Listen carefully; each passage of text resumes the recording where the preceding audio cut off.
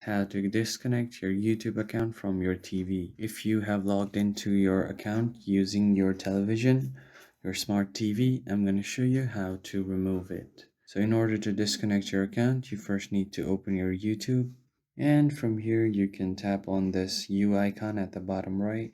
And now from here what you want to do is tap on this Google account. This will open up your Google account settings.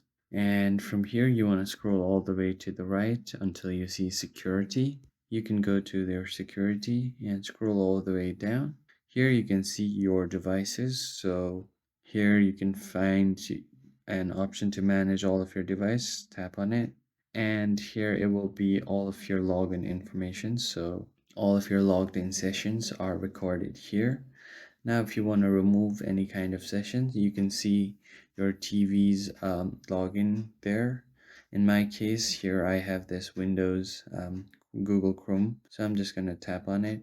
And once you do that, you can simply tap on sign out. And you can sign out of this account from this particular device. So you can do this with any device that you are logged into, not just your TV. So that's pretty much it. I'll see you guys on the next video. Thank you for watching.